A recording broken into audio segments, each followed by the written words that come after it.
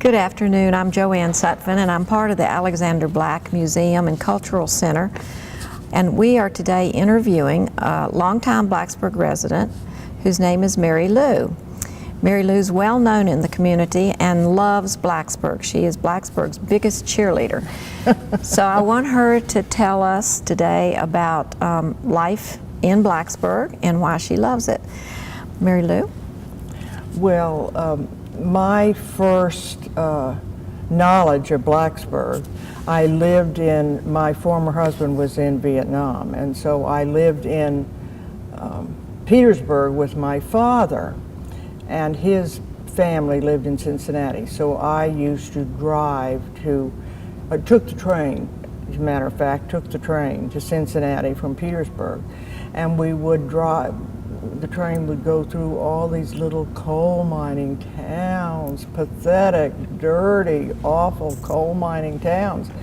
And so when I heard we were coming to Blacksburg, I said, oh no.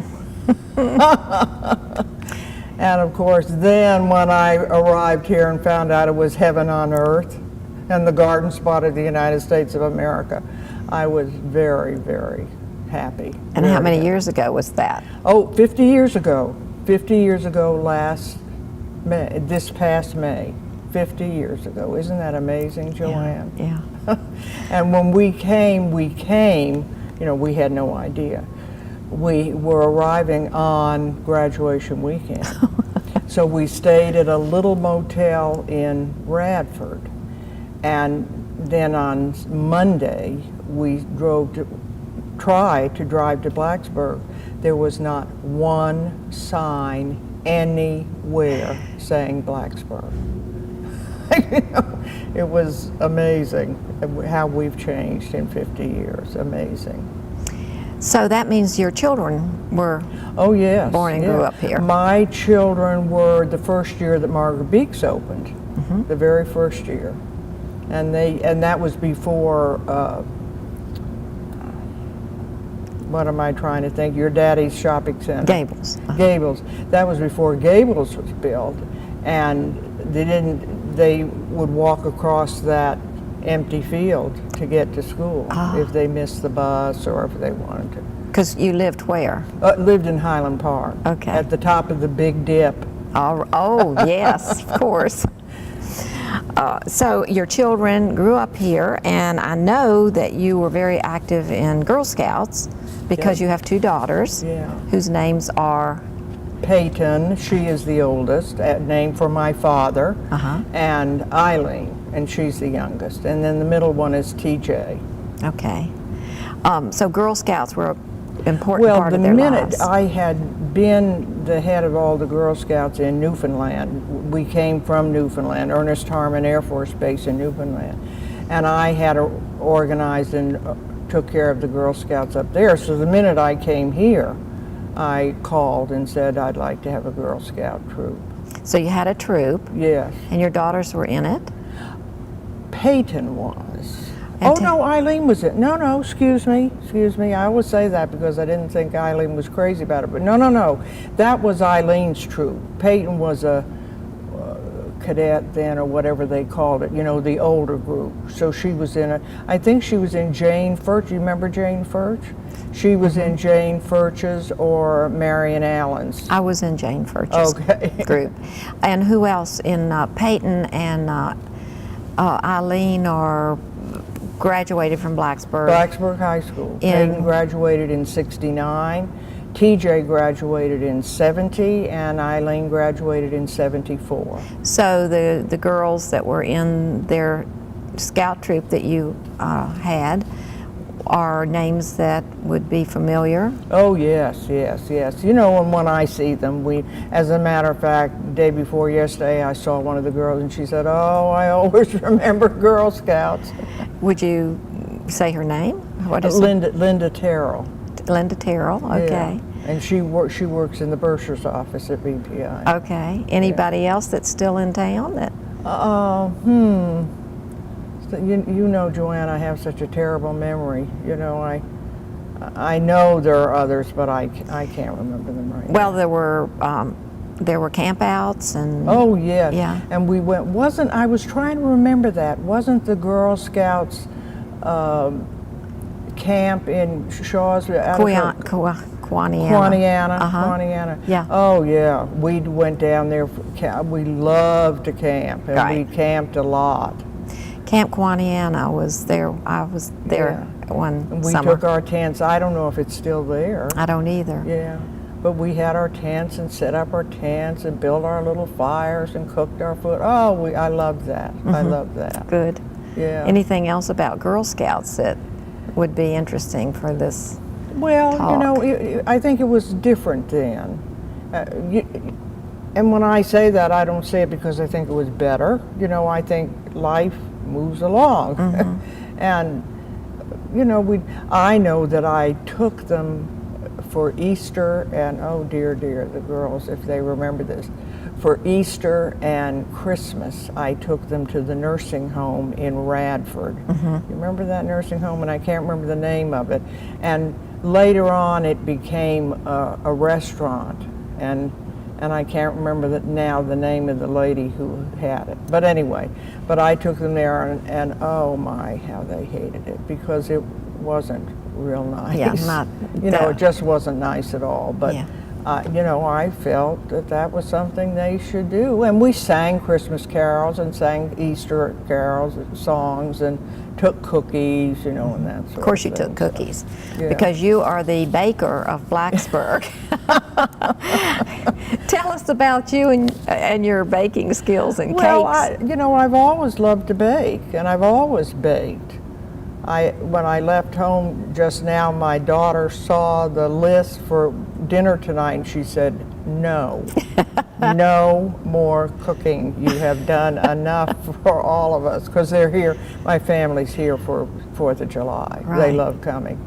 And I know that you have multiple cake pans in your Oh, kitchen. yes. So a cake pan for every occasion, and you take cakes to people. Yeah. Well, and I usually, if it's a close person, my gift for the wedding is usually the wedding cake.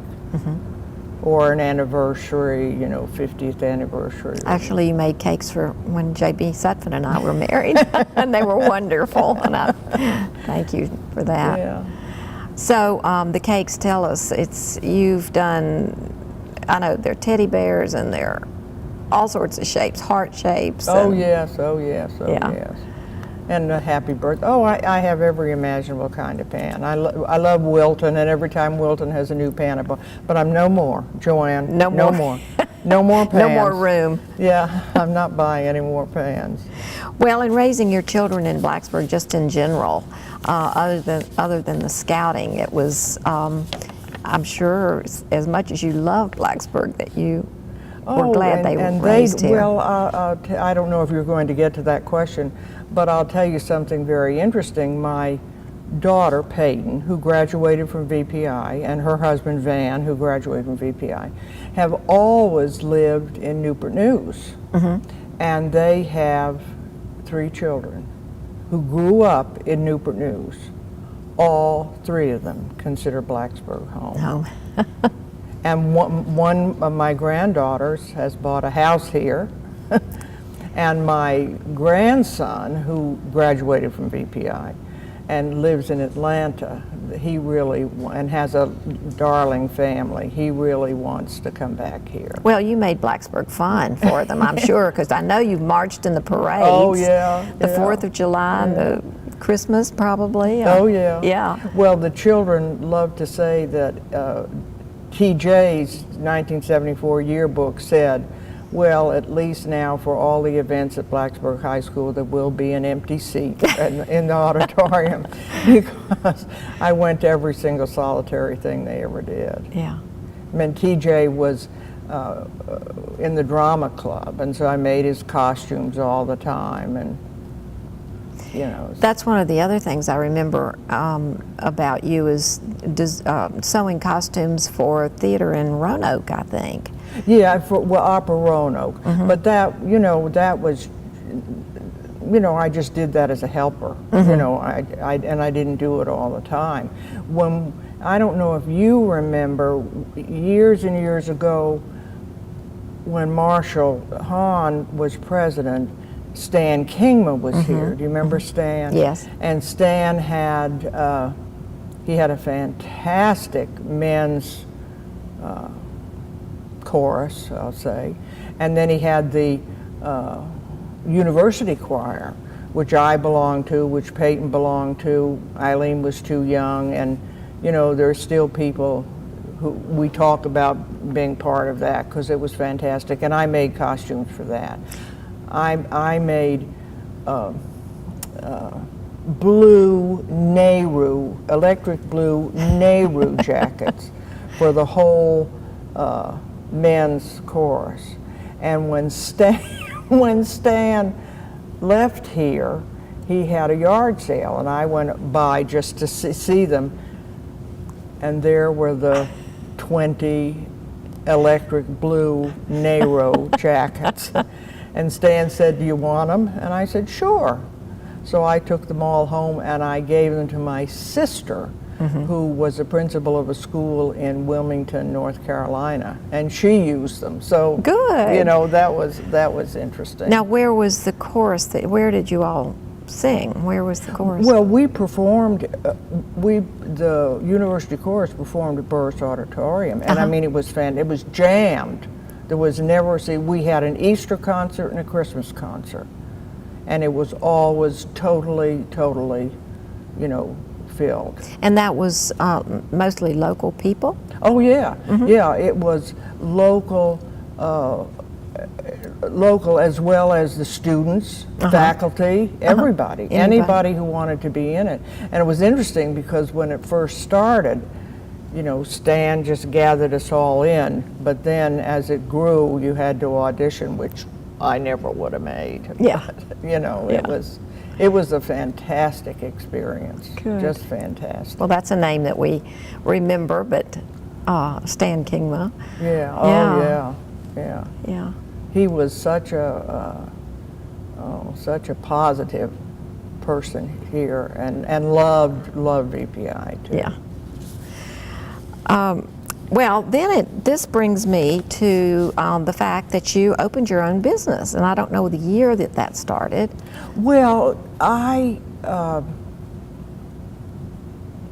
first of all, when I came here, right away, because I had taught swimming in Newfoundland, in the officers' pool and all that sort of thing, and the children, and because I had all the Girl Scouts. So right away, I heard about the country club on the hill, the old country club on the hill, and I went by there and said, you know, I want to work here. And so Uncle Willie, do you remember Uncle Willie Argabright? Yes, I do. And he grumpy. was pretty grumpy and stern, and he said, well, I'd have to buy stock in the country club. And I thought, good grief. To work there, All I want to do is work.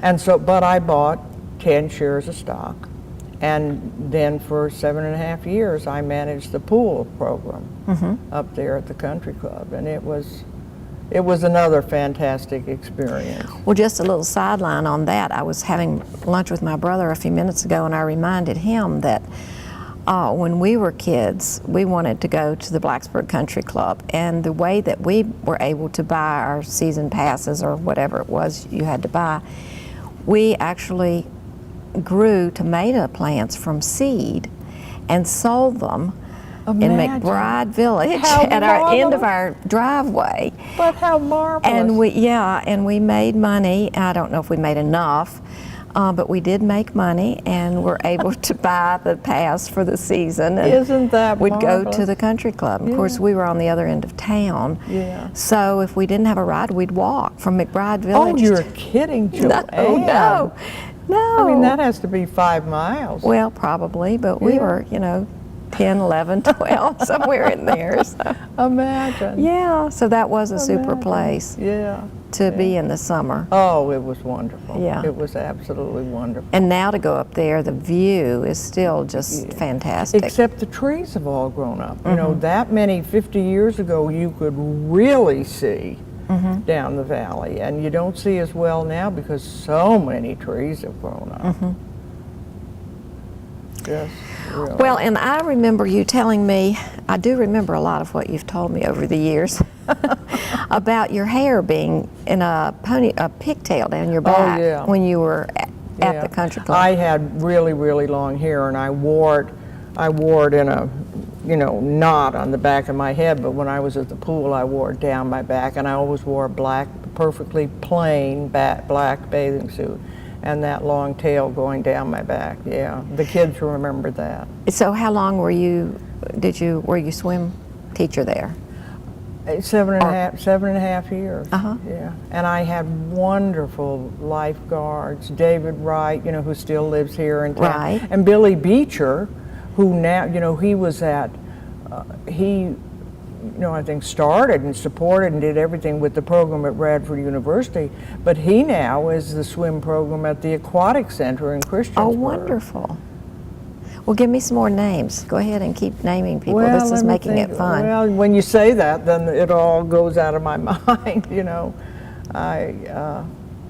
Chris Williamson, do you remember the Williamsons? Yeah. And, oh dear. But the Byers were here, Jenny Yes. Byer and Ricky and Jerry Byer, Mike Byer, no, Malpasses, remember the Malpasses? Yeah, the Malpasses, they're gone, the Byers are gone. Oh yeah. Are you talking about John Byers and Elizabeth? No. Okay. No, this was Jerry and Ruth, and they lived in Highland Park. Okay. And it's interesting, back then, we walked, anybody coming from up by, I lived at the top of the dip, and anybody coming up that way to go to the pool, then would go up the next block and walk through the yards. Right. And through the golf course. Well, you can't do that now. They have fences now. And then there was sleigh riding on the golf course. Oh, absolutely. In the winter, because it was a super hill Yeah. for sleigh riding. Oh, yeah. Yeah. Yeah. Sure, we weren't supposed to be doing that. But. Well, and then in addition to the running the pool, the next job that I know about, there may be something in between, was your Marylou Realty Limited. Well, I first of all had a branch of a Roanoke personnel agency downtown. Uh-huh. I did that first. What was that called? Yeah.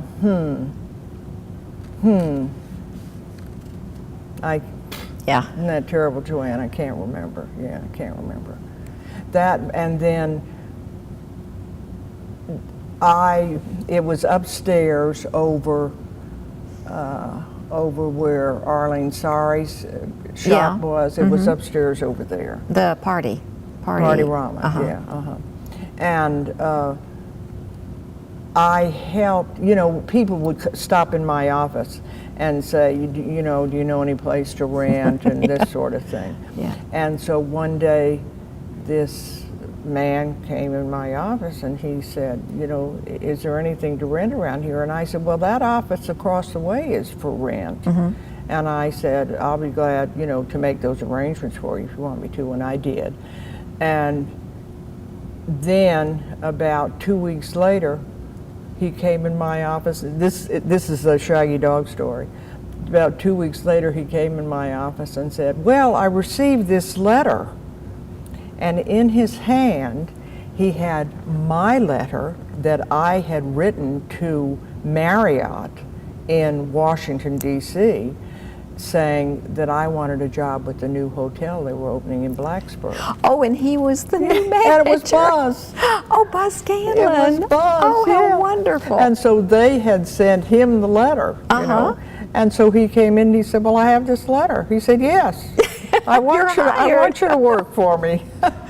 And so I walked across the hall and started work, gave my notice and so forth, and walked across the hall and started working for Buzz in the new Marriott, if you remember. How about that? Which is on Prices Fork Road, and now and it's that a was Holiday. another unbelievable, wonderful experience. Everything has been, Joanne, every single thing in Blacksburg has been fantastic. For you. It's so amazing. The Lord in His infinite wisdom and goodness, It is absolutely amazing. Well, so what did you do at the Marriott? Well, I guess you could say administrative assistant. I think that was my title. I think that was my title. But I did all the personnel. I interviewed and hired everybody, and trained everybody on the front desk. I mean, all of this that I didn't have any idea about when I began, I had to learn it first, and then I, trained everybody. Were you sent somewhere to another Marriott to learn this? No, you just had to learn it. Buzz is so wonderful. Yeah. I mean, everybody who knows Buzz Scanlon, he is fantastic. Well, I knew you all had a nice relationship, but I didn't realize that's what it was. Oh yeah, that was it. That was it. And then hotel business is big time strain, big time stress, and it's practically 24 hours. And I would be there 18 hours a day. Oh, yeah. And so, everything sort of winds down. And so that's when I decided, after, I think I was there 5.5 years, I decided I would try real estate. And so then I went every night for 6 weeks, worked at the Marriott. Buzz said, go for it, and went every night to Roanoke to school. And by that time, I was living in Ironto. Yes. I had bought a 128-year-old log house in Ironto when I was living down there. So I would go to Roanoke, I would go to school, I'd go back to my old house in Ironto. It was interesting. Yeah, but you were young and had ambition and right. And needed a good paycheck probably too. Right. So did you open your real estate business? Well, so then, no, because then amazingly, I never thought I would get my license. As soon as I got my license, I talked with Marcia Frank at Townside and went to work at Townside. Townside was brand new then, and that was another exciting experience. Now, was their office always in the same location? Were they at a different spot? No, do you remember the old house they were? Oh, yeah, beside what was Back Streets. Yes. Yeah. And now it's the new little hotel. Yeah. Right. It was that building there. Yeah. It was a house. Yeah. And you were there for? Now, well, what happened was my father it turned out he had Alzheimer's, and I couldn't bear to put him in a nursing home. So I moved up to Blacksburg and brought him here, and I took care of him for 4 years at home until he died. And then it was after that that I thought, taking care of someone with Alzheimer's is as near to being by yourself as possible. Yeah. So I thought, I'm just going to open my own office by myself. Right. So I don't have to talk to anybody else. So that's when I opened my own real estate office. And it was called Marylou Limited. Yeah. Right. And I know you retired from that just several years ago. Yeah, well, in 06. Yeah. And I remember that your stationery was pink. Oh, yeah. You dressed in pink, and I've always been curious, and I may have asked you this before, but why was everything pink? Well, it's just the color I always liked, and I thought, well, no one else is going to have pink signs, so I thought I'll have pink signs, and so that's what I did. Well, and then somewhere along the way, we met, and I think it was with the Blacksburg Bicentennial Committee. Yeah, I think so too, yeah. And became fast friends from that. Yeah. But blueberry friends. Yes, we picked blueberries together too. But the Bicentennial, now that was a fun time for the town and for all the activities that were going on. And I know somebody said, well, we need to have a narrator for our video. The video, I guess it was, or or was it just, well, I don't know. We need a narrator, and I said, the best person in the world is Seth Williamson. Right.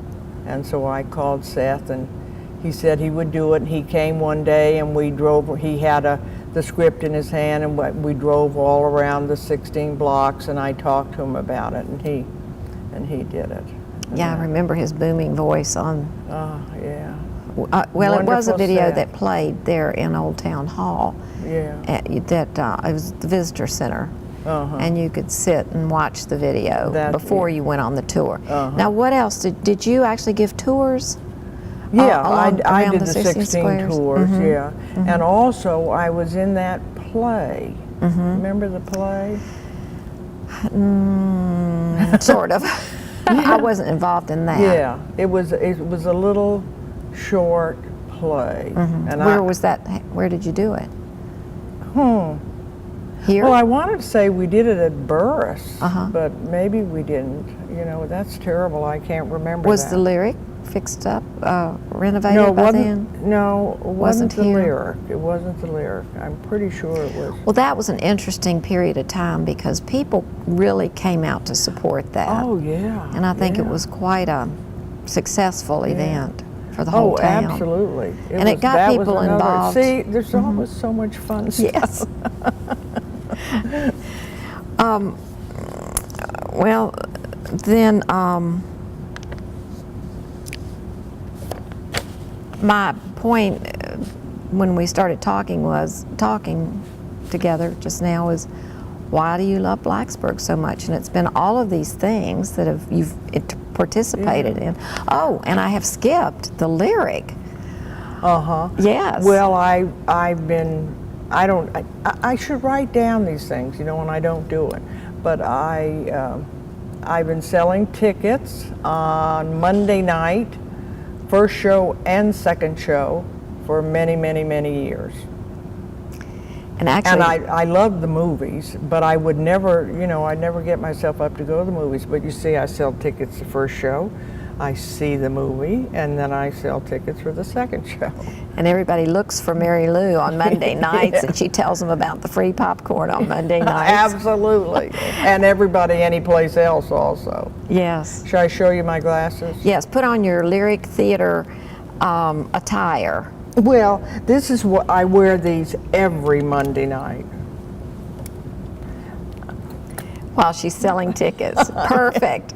And interesting, one night I forgot, and two people, they were joking, but two people came to me and said, please tell Marylou we've missed her tonight. Because I didn't have my glasses. They didn't know who you were. Well, and then of course, working at the Lyric on Monday nights, Jim Dimick was always here. Wonderful Jim. Yeah. Well, Jim was so involved in everything about the Lyric, because he did all the advertisements that are shown before the movie. I know, and he was on the board, wasn't he? I mean, Jim was wonderful. And then he ran the concession stand on Monday nights. Oh, yeah. Yeah, and maybe other nights too, but I do know Monday. And of course, Jim Dimick had the clothing store. Oh, yeah. The name of the clothing store. I want to say Davidson's. Yes, that's it. Yeah. On Main Street for years. And so people knew him. I was thinking the other day how Main Street has changed. Now, who was it? Burris. Do you remember the Burrises? Steve Burris. Steve Burris, and he had the hardware store, and I always loved the tin ceiling. Yes. The magnificent tin ceiling Right. that he had. Yeah. Right. Tell me about other stores you remembered when you came or through the years. Well, of course, the Five and Dime. Yes. What was the Five and Dime? Rose's Five and Dime. Rosen's Five and Dime. That was the best store and the best lunch counter. Well, now that was the new Rose's that you're talking about, which is where Mish Mish is now. There had with the lunch counter. Where was the old one? The old one was down on the corner. You went in by the Lyric. Oh, right up well, here see, by the I Lyric. didn't. Well, it wasn't because And- it was the new newer one. Roses which, when yeah, I came, yeah. You would go in by the Lyric, and the floors were wooden and had the creosote smell to them. My. And walk up a couple of steps and then come out on Main Street. Oh my goodness. About where Moe's is, approximately in that area. Imagine. So then at some point that was moved, it was moved to the Mishmish area. Yeah. And the lunch counter was there. I remember that. And breakfast, I think a lot of the men and businessmen would gather there for breakfast. Yeah. Yeah. And see, now Uncle Willie Argabright was in the other men's store down on the corner. Argabrights. Was it called Argabright's? Yeah. Yeah. And then Little Doc's. Yes. Down there where Souvlaki Sinclair. is now. Oh, Dyer. Wasn't that where Little Doc's was? Yes, but who was the pharmacist then? Oh, I don't know. I don't know. Yeah. Yeah. We'll tell about other stores. Dickerson's And Jewelry. then the jewelry store Dickerson's Jewelry. where Barbara Absher was. Yes. And Barbara Absher did all the engraving Yes. and engraved the seat markers here, you know, Right. at the Lyric. Right, the gifts. And then on up the street, what do you remember? Well, where that pocketbook place is now, you know, what is that? You know, on the corner across from the National Bank? Yes, That was the florist. right. Yeah. The flower box. Flower box, that's Yes. right. Yeah. Yeah. Oh my goodness. And yeah. Capone's was the Rains, wasn't it Rains in the beginning? No, the State Farm agent was there for a while. No, I don't remember that at all. Now, when did the National Bank building that's there now? When were they in the old building across the street? I don't know the years. Because that, to me, that is so sad. I love that building. It is a beautiful building. They really need to do something with that building. Yeah, yeah. That's something that we probably should have a chat with somebody who can tell us all these good dates. Yeah, yeah. Well, so you tell me what you remember, other stores that went down Well, through there. one thing that just came to my mind now, where the Lutheran church is on the corner there by Toms Creek Road. Right. My children were just telling somebody the other day I would get them up at 5 a.m. in the morning to go pick strawberries before school. I picked strawberries there. That was Mr. Long who had And that property. that whole corner. Yeah. They had a house there, but the whole corner was strawberries. And if you remember, the house was up on a hill. There was more of a hill there. And then the hill continued on across Toms Creek onto the other side. Miss Blanche Davis lived there, and then the Cuthrell house. And this is some of what Trula Crawford Tuck mentioned the other day in the chat with her. Her family had the Crawford store or the branch store across from the Cuthrell house. And then on up Turner Street, it was then, because the street didn't, Price's Fork did not go onto Maine there at that period of time when the one that you're talking about. Yeah. And I remember when I first arrived, well, where the art center is now, where they're building the great Theater Arts. that was just the street of lovely old white frame homes. That was, going up at one point, was called Faculty Row down through there. there. Okay. Because it was a lovely, lovely street. Tree lined. Yeah. And the old Lutheran church was across the street from that. And then a little bit further on, Charlie Bull lived. Remember where Charlie Yeah, down Bull? on Main. Yeah. That would have been North Main. And also, when we first came here, we lived in the Lake Terrace Motel. Oh. Yeah, with 3 children. We lived in it was down in the, sort of like in a basement, there was two room, or three, maybe it was 3 rooms, with a kitchen. And we lived there in the Lake Terrace Motel. I did not know that there were Yeah. apartment, basically an Right. apartment. And well, I was going to tell you something about, it wasn't about that, that came up. Oh, I know what I was going to say. All the way at the end of Main Street, past, you know where Carol Lee's Donuts are now? Yes. So it was even, it might have been right somewhere in that area. There was a Tasty Freeze. And it was just a little tiny Tasty Freeze place. And you got a great big huge cone for a nickel. I remember for a that. nickel, Joanne. I think it was more down where Maxwell's, the old Maxwell's Yeah, building. It was more in that area, I believe. And practically every single solitary night we drove out there For and had nickel. a nickel Tasty Freeze. Well, and then across the street was Pete's Drive-In. Was it still there when you? Yeah, I don't remember that. But at the end of Main Street, and it was up on a little bit of a hill, was that Roadhouse, remember? And it Cecil's. Was Cecil's, yeah. And weren't they the only place that had beer? I don't know about that, but I know their hamburgers were supposed to be really, really good. But when I was growing up, girls didn't go in there. So I was never in Cecil's. But I do remember hearing about the Well, hamburgers. and I remember seeing it, you know. I didn't hear about the hamburgers. I heard that it was a it was place you didn't go. right. Beer was served there. Yeah. And then do you remember out at the end of Main Street where right across from the big National Bank now, you know, on Hubbard Street. What was that called? And that building is still there, you know. Yeah. And they used to have shrimp night. I mean, was it called the Hokie? It wasn't called the Hokie House. Was it called the Hokie House?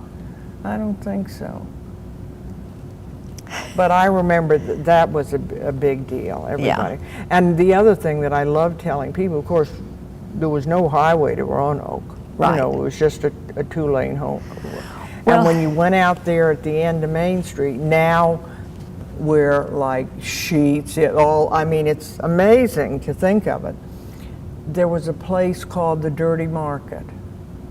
I don't remember. And it was just, it wasn't the main road. You just sort of took a little right and went, and she had the most magnificent beef you've ever eaten in your life. And she had a cooler, and it hung in her cooler. And you went in there and she cut it off for you. It was magnificent. You don't remember But we called it the Dirty Market because it wasn't real nice. but Yeah, the meat was good. Fantastic meat. So the restaurant that we're talking about that was on North Main or South Main, and then it went, that was a three-lane highway up that little hill towards High Top. Towards what? High Top area. And the skating rink was out there. Oh, I remember the skating rink. And what, do you remember the name that it was called? No. The Bloody Bucket. Oh, yeah, I didn't remember that. No, this that I'm talking about was way back here. Yeah, and It's where Brian Lock and Key is. You know where Brian's Lock and Key Yes. is? That was the building. yeah, and I should know the name of that, Yeah, and I I just cannot cannot remember think it of the name right of it. now. That was a local hangout for a lot of people, I think. Yeah. Well, Eileen, my daughter, was talking to somebody the other day for when Hardee's first opened, and she was still in high school, so that was early 70s, and it was right down there below, you know, like where Gourmet Pantry is now. Yes, but it was a Ray's drive. It was a Ray's. Well, I thought it was R-A-Y-S. Ray's Ray's too. first. Yeah, but somebody said, oh, Ray's was out at the end of town. No, I thought it was Ray's because they came from North Carolina. Well, and it was the shape of the building was their trademark, I think. Yeah, And but she was saying the kids at the high school just were out of their minds Oh, yeah. to think that they could just walk down there and get what they wanted. well, and I think the one maybe that you're talking about on North Main Street was Tech Drive-In, Yeah. across from Lake Terrace Motel. Maybe that was. Across from Lake Terrace? Mm-hmm. Yeah, I don't remember that. Mm-hmm. I don't remember that. Well, let's see, Marylou. Yeah, my mind is spinning here with all of these things. Right. Anything else that you'd like to add? Well, you know, what can you say? You know, the people are wonderful. Every time we read about a disaster in the paper, I say, thank God we live in Blacksburg. We don't have those big time disasters, you know, that other people have. I'm so grateful for that. I mean, it's just the most wonderful place to live. People are wonderful, you know. Everything that goes on is wonderful. There's so much to do. I remember, and I know you remember too, when we first came here, you know, there's nothing to do. There is absolutely nothing. There's no place to eat. There's no place to go. There's nothing, blah, blah, blah, blah.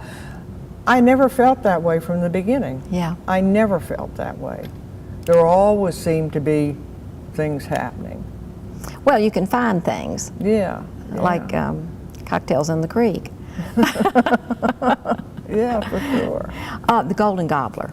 Golden Gobbler, that was the name of the place. That's it. Yeah, that's it. Yeah, out on and North they had shrimp night, where and I don't remember which night. I want to say it was Friday, but I'm not sure it was. And you could have all the shrimp you wanted. Wonder where in the world they got the shrimp. Yeah, I don't know. Golden Gobbler, yeah, that's what it was. Well, thank you, Marylou. It's been fun. It's been fun. I'm glad I got to be the one asking the questions. Yeah, thank you so much for asking me, Joanne. Yeah.